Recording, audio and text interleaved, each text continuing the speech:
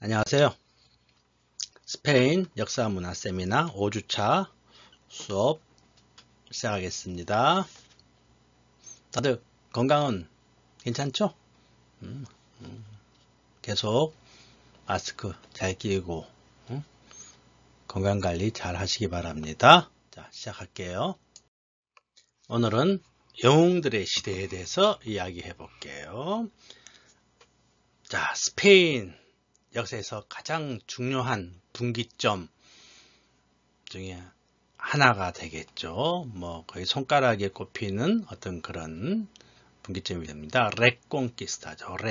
다시 콩키스타 정복, 재정복이죠. 그래서 뭐 학자에 따라서 국토 회복 운동이라고 하는 학자들도 있고, 이 텍스트 우리가 사용하는 텍스트에서는 국토 수복전이라고 표현되어 있죠. 국토 수복전에서 722년부터 1492년까지가 되겠습니다. 바로 우리 전번주까지 아랍이 스페인을 차지해서 8세기간인가요?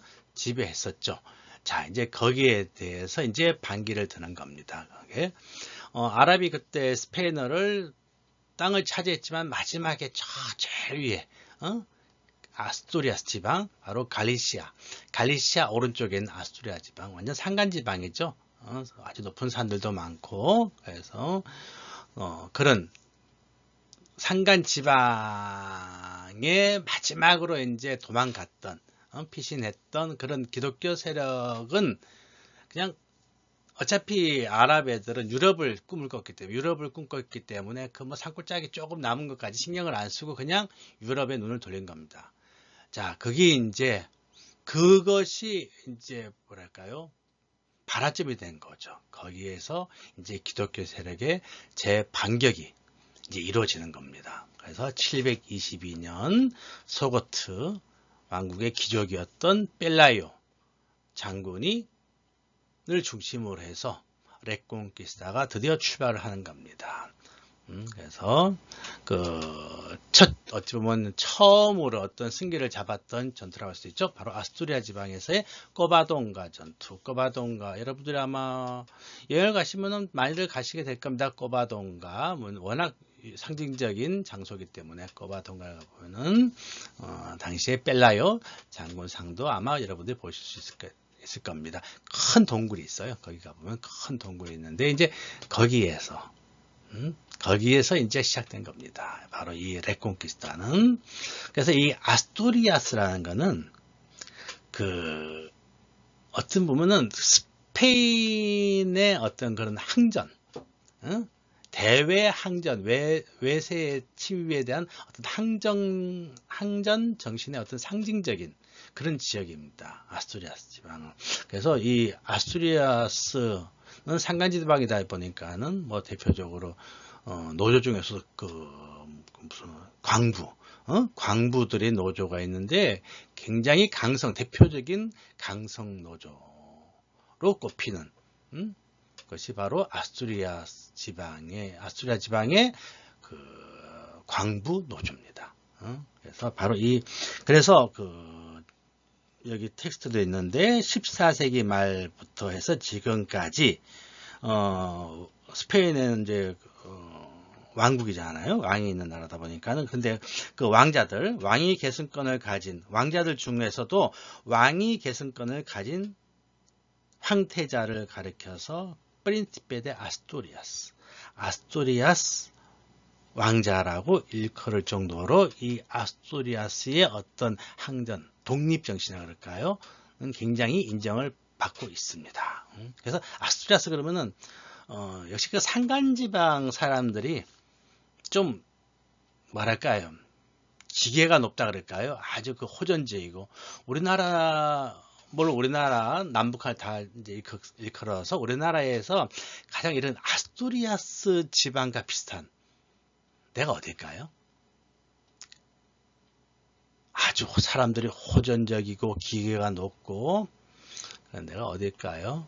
바로 한경도입니다. 그래서 한경도는 어느 왕조든지 한경도 인물들에 대해서는 좀 이렇게 그 경계를 많이 했습니다. 한경도는 왜냐면 아무래도 높은 산들이 많고 험준한 산들이 많다 보니까 사람들의 어떤 그 성격이라는 것이 쉽게 말해서 이제 호랑이하고 하도 싸움을 많이 하다 보니까 호랑이 사냥을 많이 해서 그런지 사람들이 두려움도 없고 그야말로 어리파들이 많은 어떤 뭐 지금은 모르겠습니다만 어쨌든 역사적으로는 그래서 그 유명한 뭐 무슨 난 홍경래 난이라든가 이런 것도 대부분 보면은 그 인걱정도 아마 그 백두산 한경도 쪽이잖아요. 인걱정도 그런 거 보면 그래서 역시 힘센 장사 어떤 그런 독립투사적인 그런 기계를 가진 인물들이 많이 배출된 데가 아마 한경도 스페인은 바로 아스투리아스 지방입니다. 그래서 이 레콘키스타는 1492년에 끝나죠. 1492년에 스페인에서 아랍 세력이 완전히 추출될 때까지 이루어지는 기간을 바로 레콘키스타라고 한다. 자, 그래서 자, 보세요. 그러니까 8세기 기간이잖아요. 8세기 기간 동안에, 뭐, 전세가 서로 뭐, 한꺼번에 뭐가 기독교 세력이 유리했다든가, 아랍 세력이 유리했다든가 아니고, 이제 거기 위에서부터 밑으로 조금씩 치열하게 이제 전투가 전개된 겁니다. 그러니까, 어느 나라가 전쟁만 한 건 아니에요. 부분적으로 전쟁이 일어나고 나머지 지역들은 또 그냥 평상시 삶을 살고, 그랬던 거지, 뭐, 엄격하게 이쪽은 기독교 세력이고 이쪽은 아랍 세력이어서 끊임없이 우리 지금 뭐 남북한 대치처럼 끊임없이 그냥 국경을 사이에 두고 전쟁을 치른 건 아닙니다. 그냥 8세기 동안에 부분적으로 전쟁이 이루어지다가 그러다가 어느 순간에는 또 대대적인 전면전이 또 이루어졌겠죠. 자, 그런 시간이 이제 8세기 동안 전쟁이 조금씩 이루어지는 겁니다. 그런데, 이런 레콘키스타 중에서도 바로 알폰소 6세 때, 11세기가 됩니다. 11세기 그러면 이제 중세예요. 본격적인 중세의 색깔이 가장 진하게 들어갈 때거든요. 그래서, 알폰소 6세 때 똘레도를 수복합니다. 똘레도는 바로 스페인의, 지금은 이제 수도가 마드리드지만 마드리드 이전에 똘레도가 수도였잖아요. 그러니까 똘레도는 스페인의 중심 지역이에요. 중심 지역.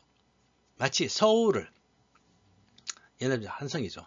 서울을 누가 차지하느냐, 저 서울을 누가 차지하냐가 굉장히 중요한 거점이었습니다. 그런데 바로 똘레도를 수복했다는 건 드디어 기독교 세력이 아랍 세력에 어찌 보면 이제 유리한 서로 간의 전쟁에서 유리한 거점을 확보할 수 있었다는 어떤 상징적인 사건이 되는 거죠. 그래서 어쨌든 11세기가 되면서 이제는 스페인 역사에 있어서 기독교 세력이 주가 될 수 있는, 그 전까지는 아랍이었죠. 아랍이 주였다면 이제부터는 스페인 이베리아 반도에서 스페인 사람들이 이야기가 나올 수 있는, 본격적으로 스페인 사람들이 이야기가 나올 수 있는 시기는 바로 요 10세기,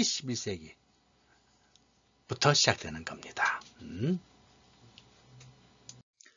자, 우리가 스페인 역사를 이야기하면서 몇몇 중요한 왕들이 있습니다. 중요한 업적을 남긴 왕들이 있죠.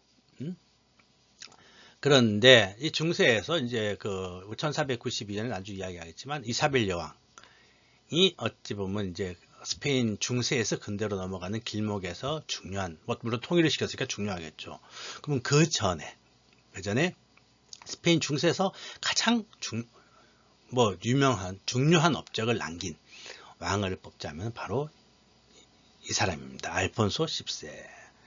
스페인어로는 어떻게 읽죠? 알폰소 데시모죠. 데시모. 자, 엘사비오. 왕들은 애칭, 별명이라 그럴까요? 별명이 다 있습니다. 우리 엘사비오니까는 현왕이죠. 현왕. 현자. 그래서 우리나라는 세종대왕이 있다면 스페인에는 알폰소 10세가 있었습니다. 그래서 카스티아의 현왕이었고, 자, 이 사람의 업적이 뭐냐면 바로 당시 똘레도에 번역 학교를 설립한 겁니다. 똘레도에 번역 학교를 설립했다. 자, 그럼 이건 뭐냐? 그럼 이 학교에서는 무슨 학교였냐 하면은 바로 이런 학교를 세워서 당시 기독교, 그다음에 이슬람교, 유대교 등 어떠한 종교에도, 물론 당시 스페인은 이런 종교들이 다 허용되어 있었죠. 섞여 있었죠. 그러다 보니까는 그런 종교에서 유명한 학자들, 학자들을 초빙하여 번역 사업을 펼친 겁니다. 그럼 뭐죠? 번역을 했던 건 뭐죠? 바로 아랍어, 이슬람 아랍어 학자를 데리고 와서 라틴어로, 아랍어 책을 라틴어로 번역하고, 그 다음에 유대교 책을 라틴어로 번역하고, 그래서 즉 아랍어, 그 다음에 유대교 책이란 건 성경, 그 다음에 뭐 탈무드, 코란 등. 자, 이러한 뭐라 그러죠? 이러한 것들을 번역하고, 또 거기다가 또 어쩌면 더 중요한 거죠. 그리스 로마 고전을 번역합니다. 그리스 로마 고전 번역이라면 우리가 르네상스 때 들어본 이야기죠. 르네상스가 뭐 자세한 르네상스 이야기 또 나중에 자세히 얘기했지만 바로 고전으로 돌아가는 거잖아요. 고전으로 돌아가는 겁니다. 근데 그 고전으로 돌아가는 작업을 르네상스 이전에 이미 알폰소 10세는 똘레도에다가 이런 번역학교를 세워놓고 그런 작업을 한 거예요. 그렇다면 결과적으로 이제 결과 역사는 이제 물론 역사의 과정도 중요하지만 결과적으로 뭐냐면은 스페인은 아랍의 통치를 받았는데, 그렇죠? 8세기간 스페인은 아랍의 침략을 통해서 아랍의 통치를 받았는데 그 덕분에 유럽은 르네상스를 일으킬 수 있는 그런 토대를 다질 수가 있었던 겁니다. 바로 알폰소 10세에 의해서. 바로 그럼 스페인은 그런 교두보 역할을 한 거죠. 당시 최고의 문명을 그야말로 무지했던 유럽 대륙에다가 전해줄 수 있는 그런 교두보 역할을 했던 겁니다. 그게 어찌 보면 역사의 아이러니죠. 침략을 당했기 때문에 유럽은 르네상스를 일으킬 수 있었고, 그렇죠? 그 결과가 또 나중에 산업혁명까지 이어지면서 유럽이 잘 살게 되는 대륙이 될 수 있는 토대가 되는 거잖아요. 물론 지금 또 많이 달라졌죠, 상황이. 대한민국이란 나라의 위상 덕분에 그게 모든 게 참 전화위복이 되는 것 같아요. 그러니까 어떤 악조건도 잘 견디고 잘 수습만 한다면 또 나한테 유리한 조건이 될 수 있는 거고, 지금 아무리 나한테 좋은 조건일 것 같아도 뭐 그걸 또 잘 관리하지 못하면은 결국은 우리가 이태리라든가 뭐 스페인을 비롯한 유럽 여러 나라에서 볼 수 있는 그런 처참한 그런 경지까지 가게 될 수 있는 거잖아요. 그러니까 왜 그런 말이 있죠. 비관도 하지 말라는 거죠. 그렇다고 또 자만도 하지 마라. 사람은 죽는 날까지 절대 그렇게 하지 말라는 겁니다. 왜? 내일 내가 어떻게 될지는 아무도 모르니까요. 그렇죠? 여러분 뭐 내일뿐 아니라 당장에 이 시간 이후에 여러분이 어떻게 될지는 장담할 수 없는 겁니다. 그러니까 그러니까 포기하지 말라는 거죠. 왜? 여러분의 가지고 있는 잠재력, 가능성은 사실 여러분도 모르죠. 우리는 뭐 나도 마찬가지지만 특히 여러분은 더 그럴 겁니다. 여러분들이 가지고 어떤 능력을 가지고 있는지는 여러분도 아직 다 모를 거예요. 그래서 끊임없이 여러분들은 여러분 속에 있는 능력이라든가 잠재 끊임없이 개발해 내야 됩니다. 그러다 보면 여러분들은 상상도 못한 능력이 여러분 안에 있을 수도 있잖아요. 뭘 없을 수도 있지만, 그렇지만 문제는 있을 수도 있다는 겁니다. 있을 수도 있다면은 그걸 개발 못하면 아깝잖아요, 여러분 인생이. 그래서 젊어서는 끊임없이 도전하는 거예요. 뭐 죽을 때 죽더라도 일단 도전하는 겁니다. 그냥 일단 도전하는 거예요. 그러면서 자기를 개발하는 거죠. 자기 안에 있는 걸 찾아내는 겁니다.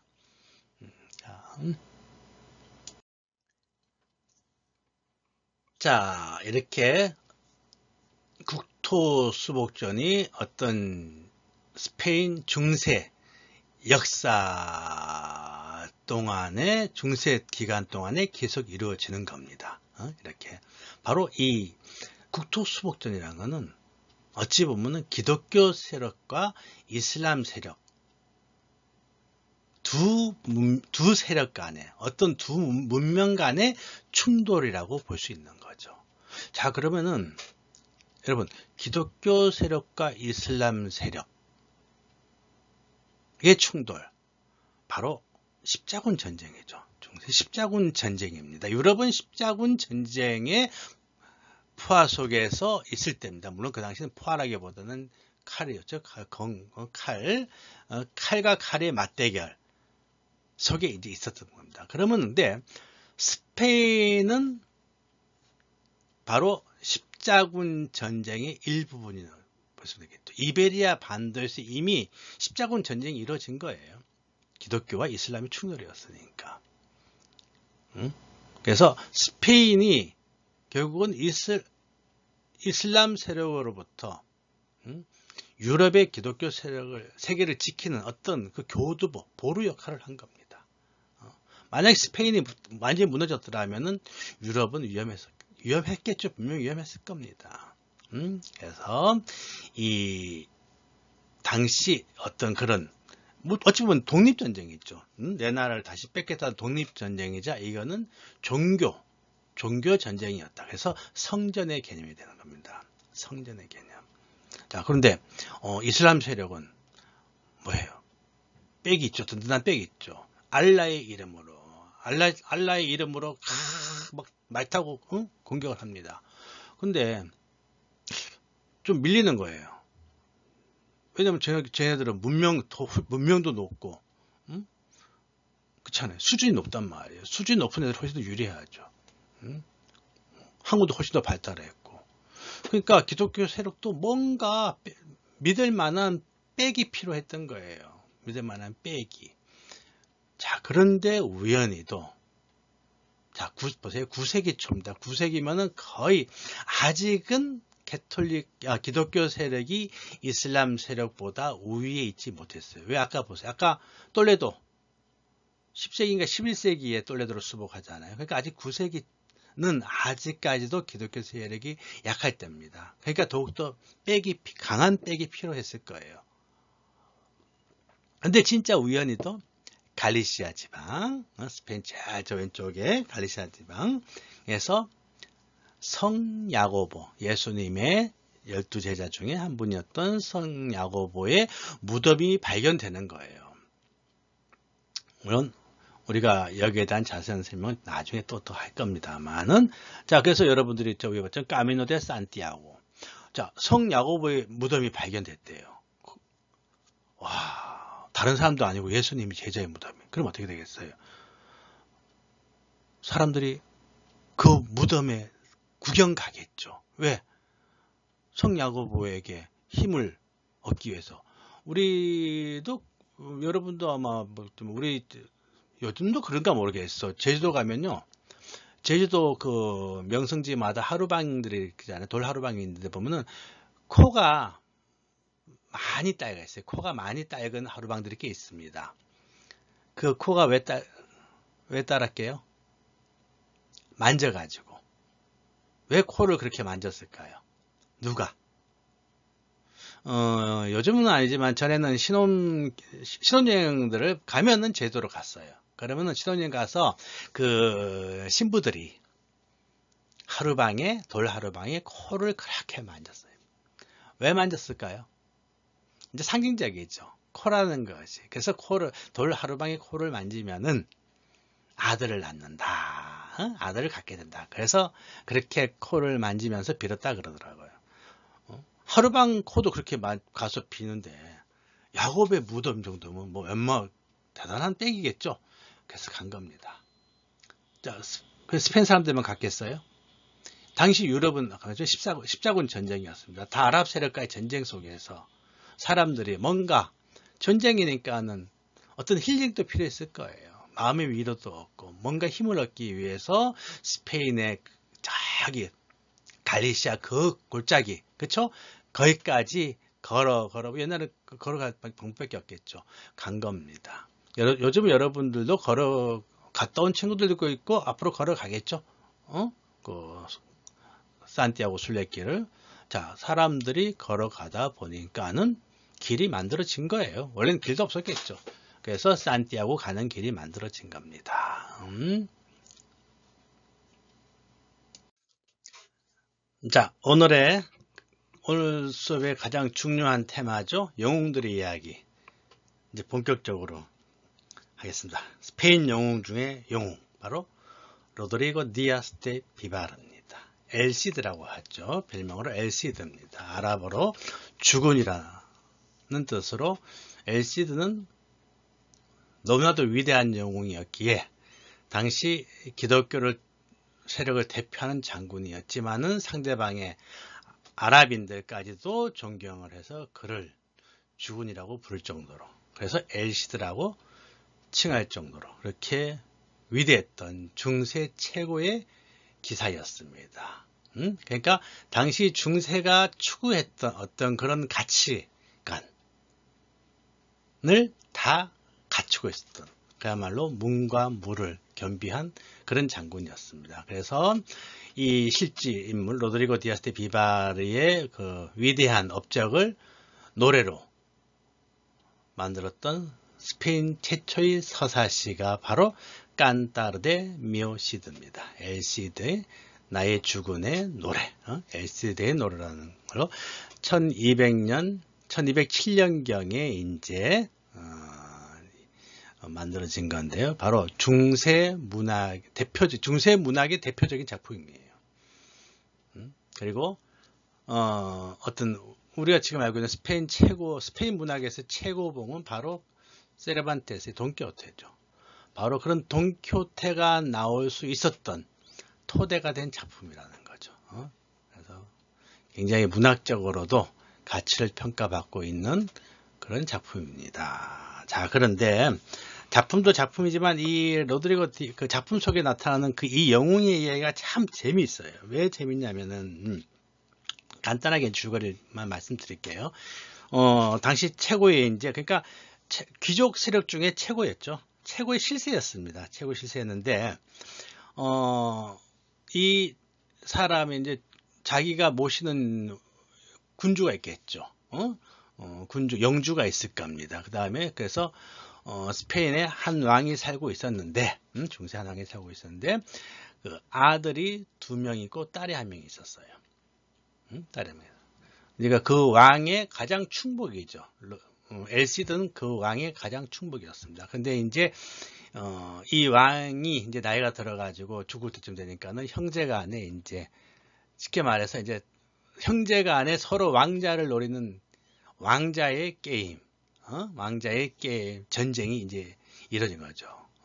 왕자의 게임, 왕자의 전쟁, 미디 제목 같은데, 그렇죠? 자, 그런데 엘시드는 첫 번째 아들을 섬겼어요. 첫 번째 아들에게 충성을 맹세한 겁니다.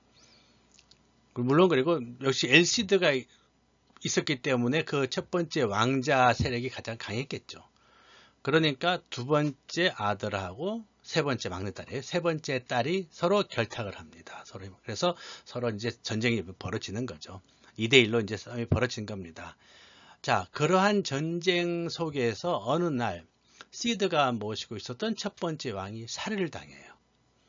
자객을 보내가지고 살해를 당합니다. 자, 그러니까 다들 둘째 아들.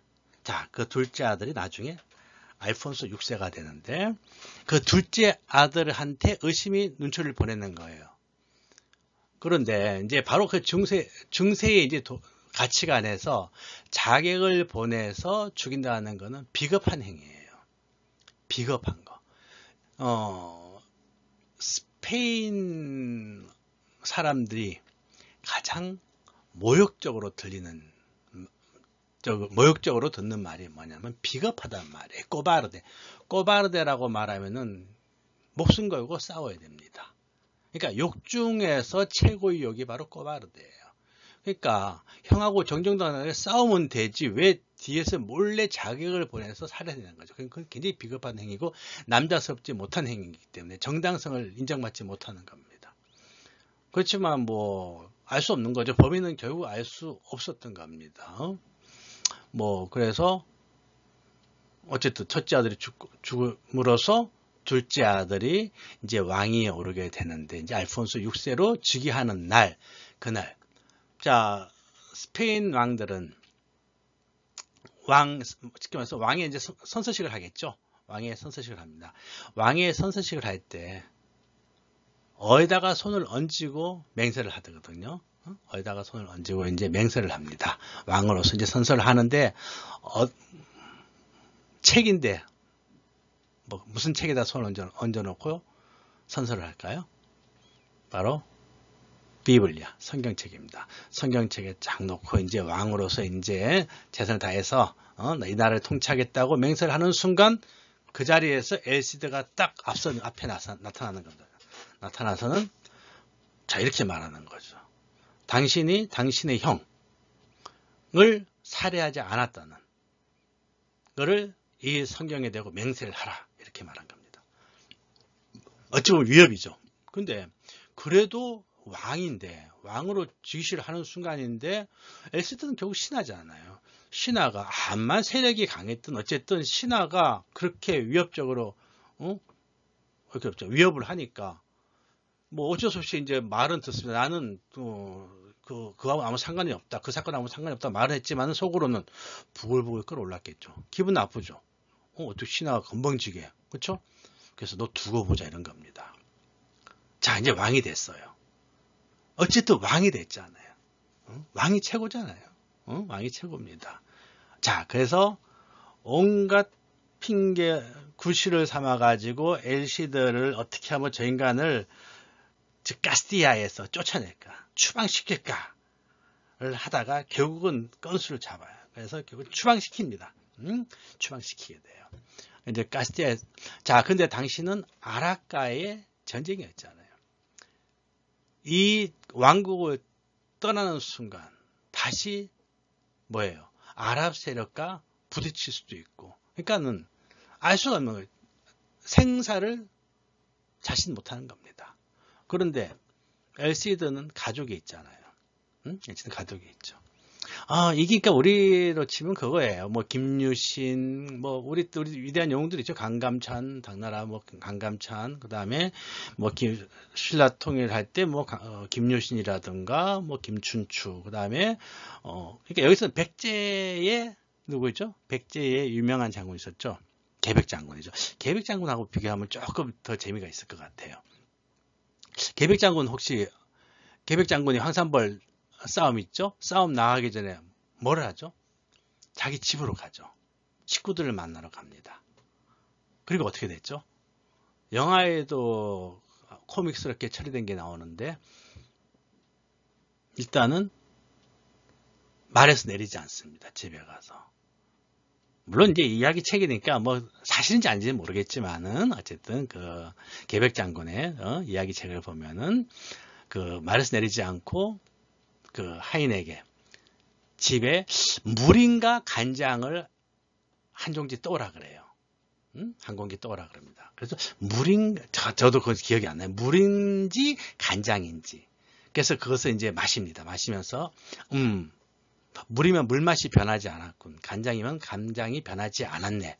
즉 물맛이 변하지 않았다는 것은 비록 우리 집안이 적의 치위에서 다 사라질 수 있을지언정 우리 집안의 어떤 그런 기백은 살아있다는 것을 죽지 않고 살아있다는 것을 또 간접적으로 표현한 거겠죠. 자, 그 다음에는 어떤 일을 벌냐면은 자기 식구들을 자기 칼로 다 죽이죠. 왜? 적이 쳐들어와 가지고 적의 칼에 의해서 자기 와이프와 애들이 죽는 것은 가장 불명예스러운 일이기 때문에 자기 손으로 처단하는 것이 당시 영웅의 자세였습니다. 자, 그에 반해서 이 스페인 최고의 장군, 스페인 사람들이 가장 자랑스럽게 여기는 바로 그 엘시드는 어떻게 하냐 하면은 엘시드가 추방을 당할 때 혼자 가는 건 아닙니다. 왜? 뒤에 엘시드를 따랐던 수많은 장군들과 군사들 이 같이 추방을 당하는 거예요. 그러니까 엘시드 세력은 다 추방을 시킵니다. 그리고 또 식구들, 딸이 2명일 거예요. 자기 와이프하고 딸 2명하고로 데리고 가는데 이제 카스티아로 나가는 추방당하는 순간부터는 끊임없이 전쟁의 연속일 건데 딸하고 자식 있으면 불편하겠죠. 그래서 평상시에 자기가 아주 친했던 수녀원 원장님, 수녀원 원장에게 이제 부탁을 해요. 부탁을 해서 자기 딸하고 딸들하고 딸 둘하고 와이프를 좀 보살펴 달라고. 이제 자, 그 장면이다. 바로 그 장면. 자, 이 이별 장면에서 스페인 사람들이 가장 이 깐타르데 미오시드를 좋아하는 부분이거든요. 이 부분이. 자, 아까 계백장군 다 죽였죠. 말에서도 안 내리고. 로드리고 디아스 데 비바르, 엘시드는 말에서 내립니다. 그리고는 와이프한테 먼저 갈게요. 딸에게 먼저 갈게요.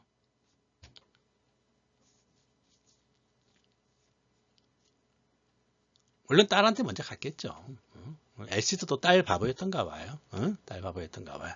자, 딸들에게 갑니다. 계백은 죽였어요. 로드리고는 뭐 했을까요?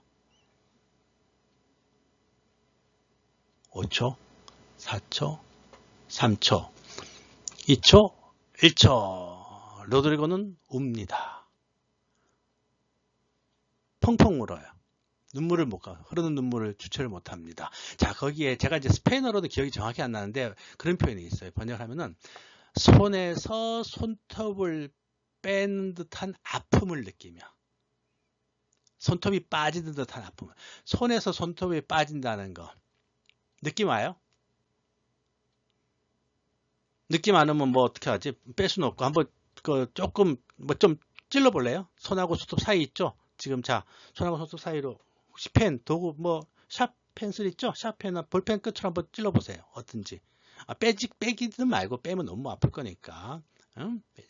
그게서 그 유명한 왜 고문들 일제시대 때 고문도 그렇고 여러분들이 그 그라나다 가면 알람브라 궁전도 있지만 그라나다에는 유명한 또 박물관이 있습니다. 고문 박물관이 있어요. 당시 중세 때 고문했던 막 왜 그 뭐라 그러죠? 교수 때 차는 거 있죠. 목 자르는 거 그런 막 것도 있고 막 도끼 막 이상한 도끼 있죠. 그런 것도 있고 있는데 고문 중에 가장 그 잔인한 고문이 손톱 빼는 고문이래요. 일제시대 때 많이 했다 그러더라고요. 손가락을 못 움직여 놓고 밑에서 손가락을 딱 5개를 틀에다 딱 고정시켜 놓고 밑에서 구멍을 뚫어 가지고 왜 우리 나무 젓가락 있죠? 대나무 젓가락을 빼쪽하게 해가지고 밑에서 찔러 올린대요. 그러면은 손톱이 벌어진다 그러더라고요. 그래서 웬만큼 참 끈질기게 버텼던 독립투사들도 그 손가락 10개가 다 떨어지기 전에 다 사실을 자백했다 할 정도로 그렇게 잔인했던. 그다음 그만큼 고통스러운 게 손톱이 빠지는 거거든요. 자, 그런데 이제 그렇게 표현한 거예요. 바로 그 손에서 손톱이 빠지는 듯한 그런 아픔을 느끼면서 눈물을 흘리는 겁니다. 세상에 수백 명의 장군들과 신하들이 뒤에서, 부하들이 집에서 보고 있는 데서 장군 내려가지고 딸 잡고 막 우는 거예요.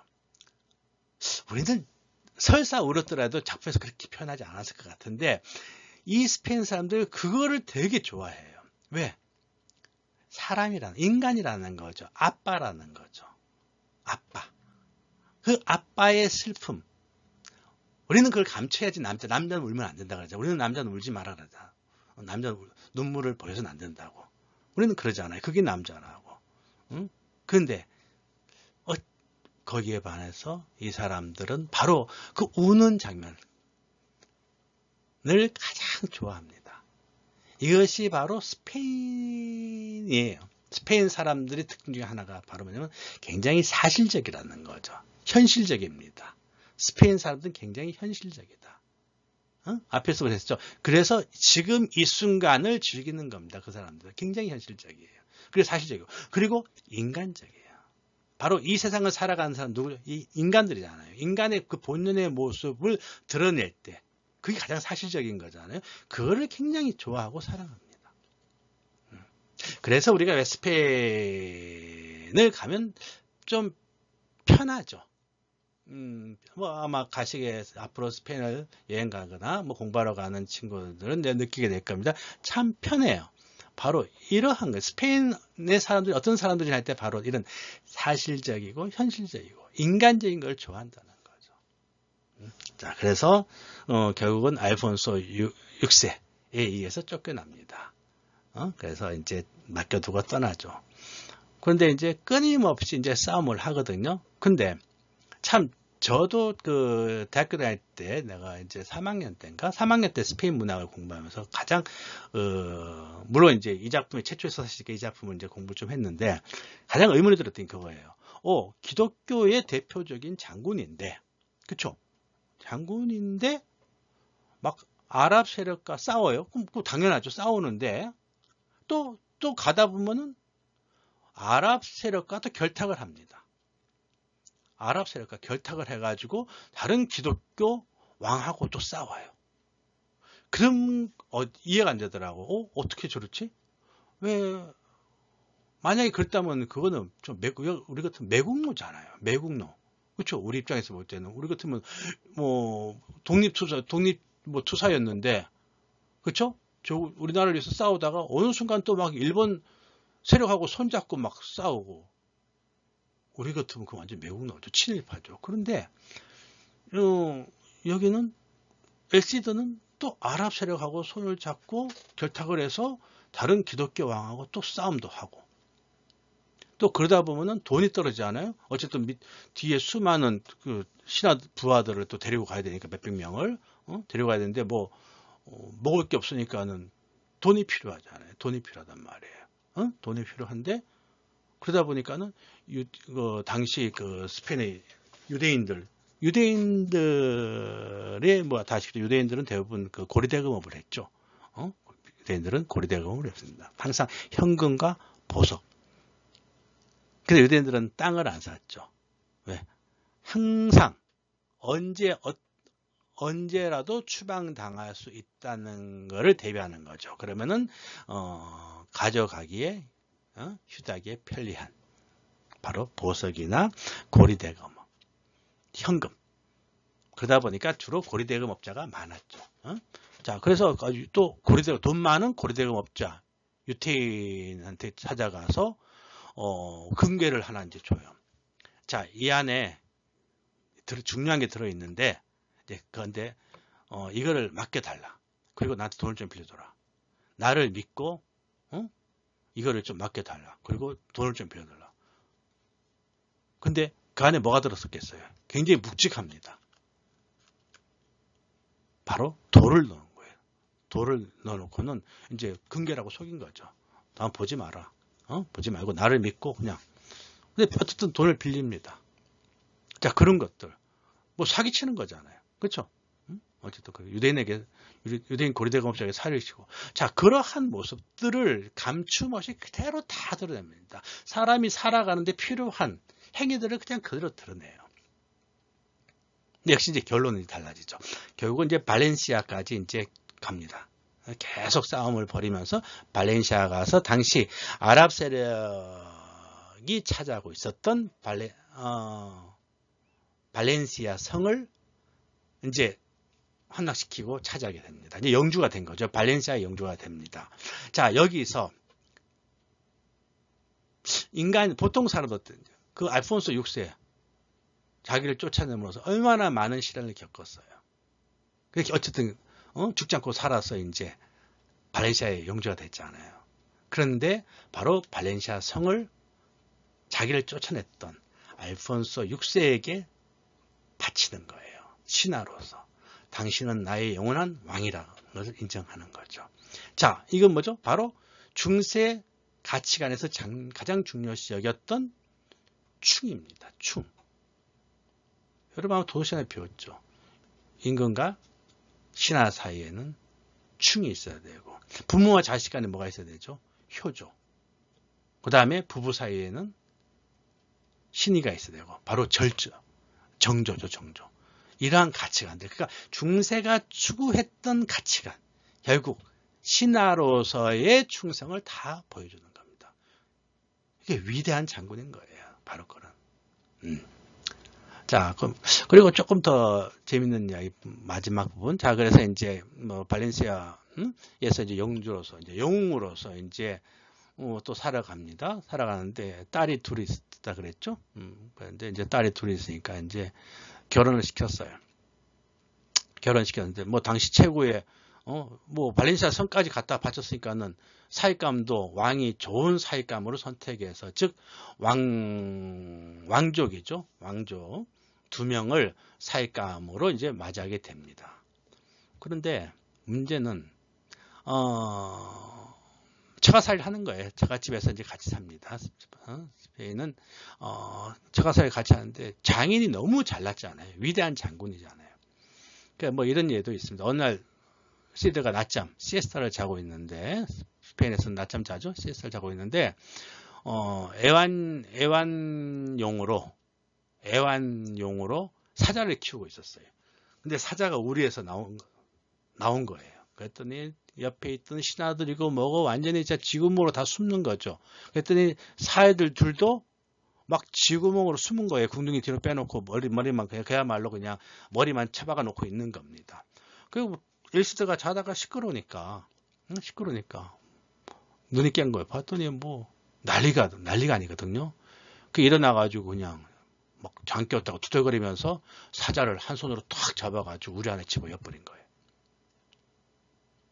그 사이들이 뭐가 되겠어요? 너무 비교가 되는 거예요. 그러니까 그냥 조롱감만 되는 겁니다. 사이들이. 그냥 신하들이 그냥 병신 그랬겠죠. 병신 머저리 아까 했죠. 꼬바르데 겁쟁이가 가장 모욕적인 말이거든요. 얼마나 많이 들었겠어요. 자, 그러다 보니까 엘시에 대한 어떤 반감이 자리 잡고 있었죠. 표현은 못하겠지만 속으로 이제 엘시를 미워한 겁니다. 그러다가 이제 어느 날 드디어 이제 아까 처가살이를 했으니까는 본가족 이제 엘시드의 딸들은 이제 시댁으로 가는 거죠. 이제 특별 휴가를 받아가지고 사이들 집에 친정 나들이가 아니고 본가 시댁 나들이를 이제 가게 된 겁니다. 시댁 나들이 가는데 엘시드가 똑똑한 사람이다 보니까는 이 사이들을 못 믿은 거예요. 분명히 뭔 일이 일어날 것 같으니까 자기 신하 둘 가장 믿는 신하 둘을 미행시킵니다. 몰래 한번 따라가 보라고. 그래서 사이하고 딸들이 가다가 어느 떡갈나무 숲인 같은 숲 속에 되니까는 잠시 쉬어가자 그러면서 해놓고는 딸들이 사이 둘이가 자기 와이프죠. 시드의 딸 둘을 나무에다 묶어놓고 그동안 쌓였던 감정을 다 풉니다. 진짜 죽도록 패는 거예요. 죽도록 패고는 도망가 버렸어요. 그러니까 즉 왕궁으로 도망가 버린 거예요. 근데 바로 아까 엘시드가 신하들한테 미행시켰죠. 그랬더니 신하들이 이제 딸들을 그냥 엄청 얻어맞은 딸들을 이제 겨우 부축해가지고 데리고 와서 시드한테 자초지종을 다 이야기한 거죠. 이랬다.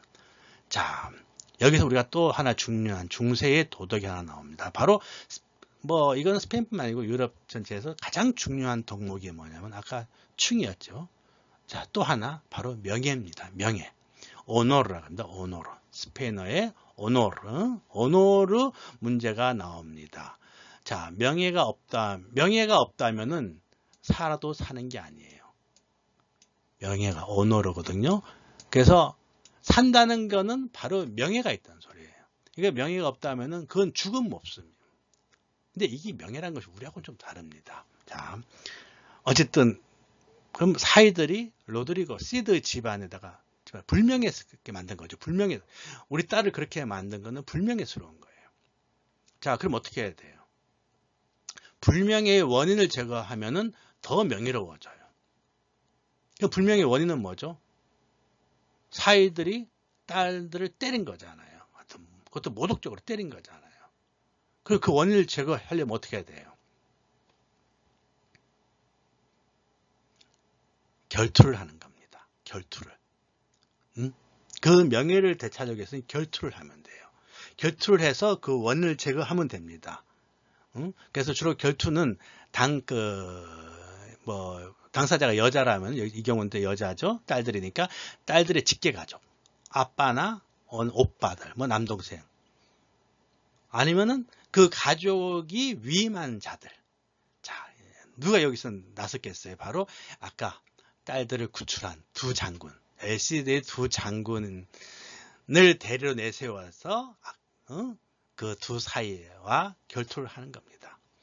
뭐 결과는 뻔하겠죠. 결투 결과는 뻔할 겁니다. 여러분들 영화 봐도 아마 요즘은 그런 영화 많지 않은데 중세, 유럽의 어떤 중세 영화를 들어보면은 결투할 때 뭐를 던지는데 몸에 착용하고 있는 뭐 중에 하나를 던져요. 바로 장갑입니다. 장갑을 탁 상대방에게 집어 던지죠. 그러면 상대방은 어떻게 해요? 만약에 그 장갑을 짚지 않으면은 겁쟁이가 되는 거예요. 꼬바르데가 되는 겁니다. 그래서 살아도 사는 게 아니에요. 그러니까 보통 보면 칼끝으로 탁 그 장갑을 집어 올리잖아요. 그럼 이제 결투가 시작되는 거거든요. 뭐 여기서는 당연히 엘시드 부하들이 이겼겠죠. 뭐 영웅의 부하들인데. 자, 그럼 이 작품은 결론이 어떻게 됐을까요? 해피엔딩이거든요. 딸들은 행복하게 삽니다. 다시 재혼을 해요. 누구랑 했겠어요? 뭐 뻔하죠. 뭐. 아까 그 부하들, LCD의 오른쪽, 왼쪽 두 부하들과 다시 재혼을 해서 자식 놓고 행복하게 살았다로 끝납니다. 자, 그래서 이 작품은 바로 중세의 어떤 가치관, 신하와 왕과 신하 사이의 어떤 충성, 그 다음에 인간이 가져야 될 가장 중요한 덕목, 명예라는 거를 작품 속에서 너무나도 잘 보여주고 있는 작품이기 때문에 중세 문학의 백미로 뽑고 있는 겁니다. 자, 오늘은 여기까지 하고, 자, 그러면은 다음 주에 만날게요.